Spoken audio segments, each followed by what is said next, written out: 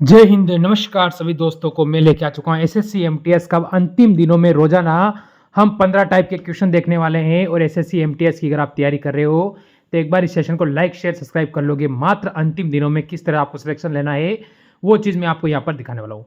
ये सारे ऐसे बेहतर क्वेश्चन हैं जो कि आपके पेपर में छपेंगे और ऐसे कैसे क्वेश्चन पेपर में छप चुके हैं मेरे दोस्त। तो पहला क्वेश्चन स्टार्ट करने से पहले फर्स्ट काम करना है लाइक शेयर और सब्सक्राइब का अभी तक नहीं किया है।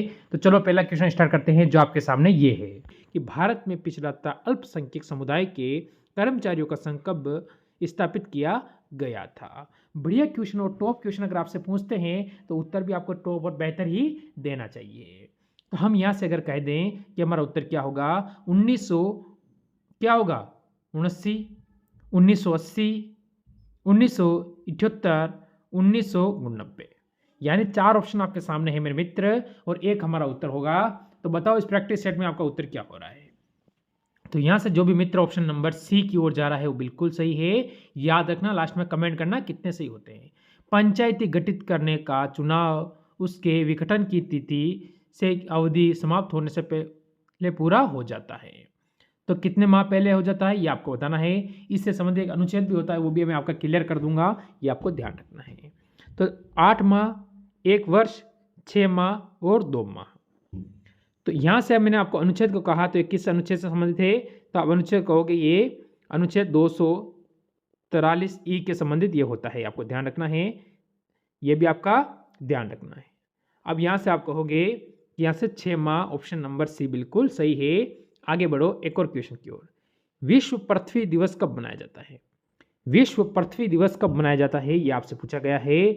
अब आपके सामने ऑप्शन है 22 जनवरी, 22 अप्रैल, 22 सितंबर, 22 मार्च। चारों में सिर्फ महीने चेंज, तारीख सेम है। तो यहां से सारे भाई किसकी ओर जा रहे हो, ऑप्शन नंबर बी 22 अप्रैल, जो भी जाएगा बिल्कुल सही रहेगा। सारे भाई इस क्वेश्चन का उत्तर देंगे। क्वेश्चन क्या कह रहा है, किसने मित्र मेला संघ को शुरू किया था ये आपको बताना है। यहां से ऑप्शन है लाला हरदयाल ने, श्याम जी कृष्ण वर्मा ने, विनायक दामोदर सावरकर ने, सोहन सिंह बकना ने। यहाँ से 4 ऑप्शन आपके सामने हैं और मेरे भाई एक हमारा उत्तर है जो बिल्कुल सही है। लास्ट में कमेंट करना नहीं भूलना है कि कितने सही होते हैं। Option number C Vinayak Damodar Savar ने यहाँ से बिल्कुल सही है। आगे चलो, किसे लाख बख्श के नाम से भी जाना जाता है। इनमें से कौन सा है जिसे लाख बख्श के नाम से जाना जाता है। इल्तुतमिश, बलबन, मोहम्मद बिन तुगलक, कुतुब बिन ऐबक, ये आपको बताना है।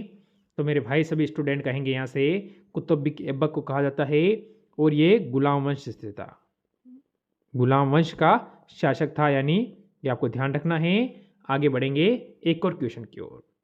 किस मुगल शासक को जिंदा पीर कहा जाता है।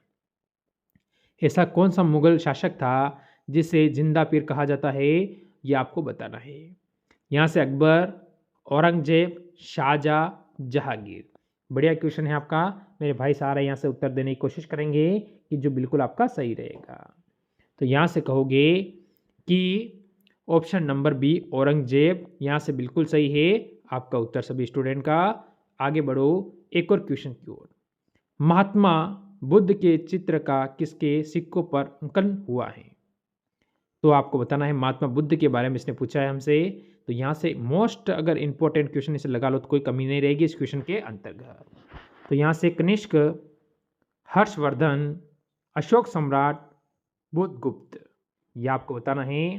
तो मेरे भाई यहाँ से हमारा जो उत्तर होगा वो होगा कनिष्क। कनिष्क का मतलब ऑप्शन नंबर ए बिल्कुल सही है। आगे बढ़ो। गोक्सा, बढ़िया क्वेश्चन आपसे पूछ रहा है एक, और पेपर में आने लायक क्वेश्चन भी बनता है।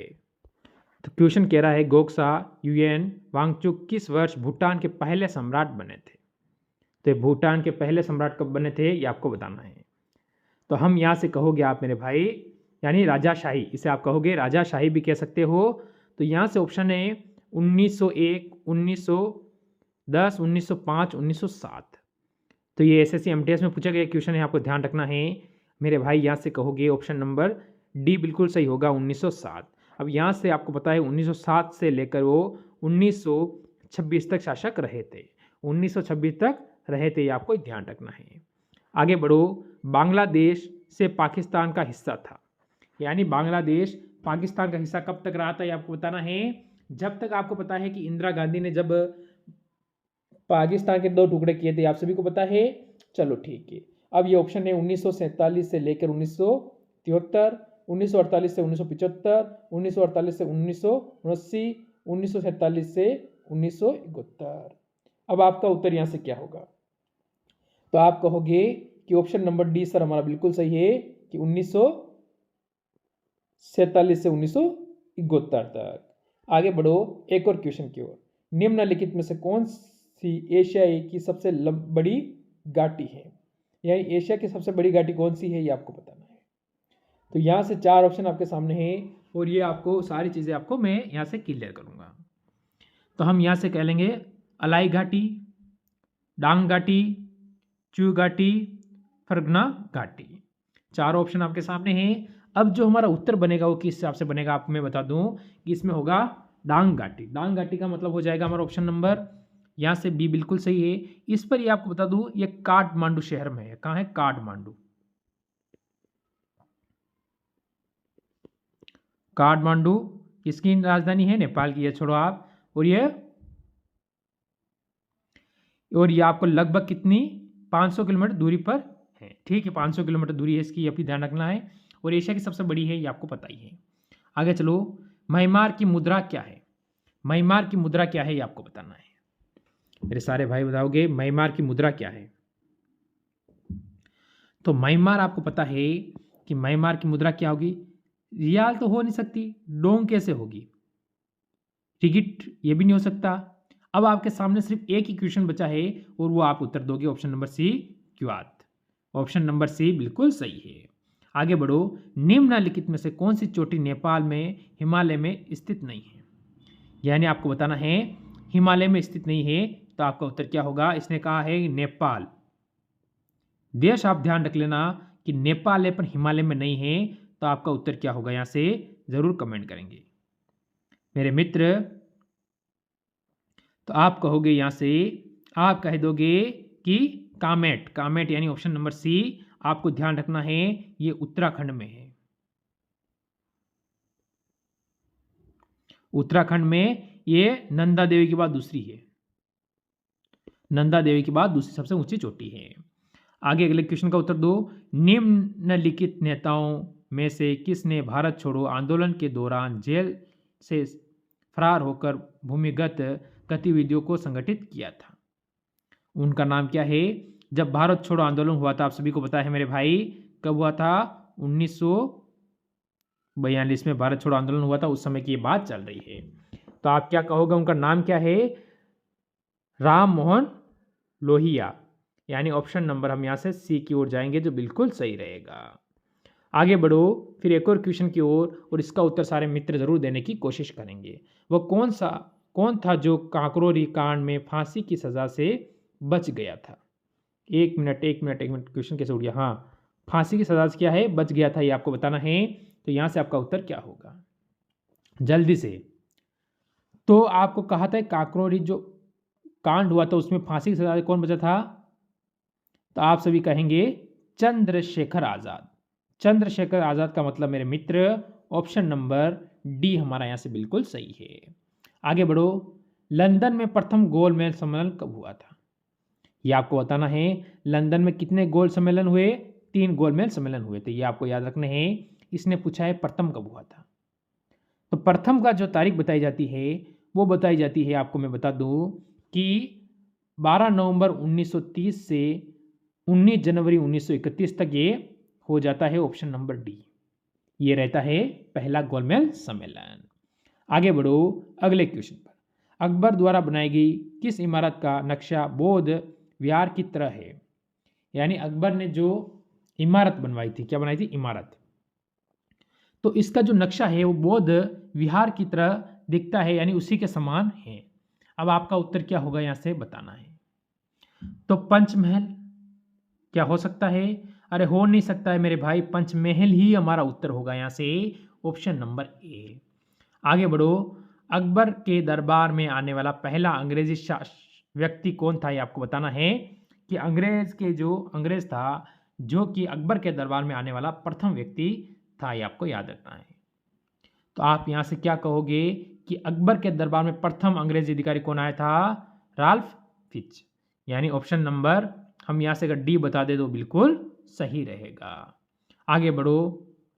बिहार की प्रथम सिंचाई परियोजना कौन सी? बिहार की जो प्रथम सिंचाई परियोजना है वो कौन सी है आपको बताना है। तो यहाँ से कौन सी होगी?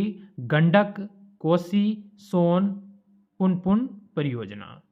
तो आप क्या कहोगे कि बिहार की जो प्रथम परियोजना पूछी है आपसे, तो सारे स्टूडेंट कहेंगे सर ऑप्शन नंबर सी सोन परियोजना हो जाएगा। आगे बढ़ो अगले क्वेश्चन पर। मुगल सम्राट औरंगजेब कौन सा वाद्य यंत्र बजाते थे? यानी ऐसा कौन सा यंत्र था जो कौन बजाता था? अकबर बजाता था। आपसे ये कह रहा है, अकबर के बारे में पूछ रहा है, तो यहाँ से आप उत्तर क्या दोगे? तो सितार।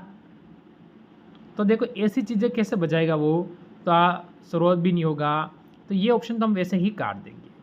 फिर आप सभी स्टूडेंट कहोगे सर तो फिर कौन सा हो सकता है? तो मैं कहूँगा ऑप्शन नंबर सी वीणा आपका बिल्कुल सही रहेगा। आगे बढ़ो एक और क्वेश्चन की ओर। क्या कहता है? स्वतंत्र भारत के पहले राष्ट्रपति कौन थे? बढ़िया क्वेश्चन आपसे पूछा है इसने कि स्वतंत्र भारत के प्रथम राष्ट्रपति कौन थे मेरे मित्र। यहाँ से आपका उत्तर क्या होगा? स्वतंत्र भारत के प्रथम राष्ट्रपति स्वर्णपल्ली राधाकृष्णन, डॉक्टर राजेंद्र प्रसाद, रामनाथ कोविंद, प्रणब मुखर्जी। यहाँ से आपको उत्तर देना है कि स्वतंत्र भारत के जो प्रथम राष्ट्रपति बने थे उनका नाम क्या है। ऐसे क्वेश्चन आपसे पूछे जाएंगे। Option number B doctor Rajendra Prasad. ये आपको ध्यान रखना है, भारत के प्रथम राष्ट्रपति थे स्वतंत्र भारत के। आगे चलो अगले क्वेश्चन का उत्तर दो।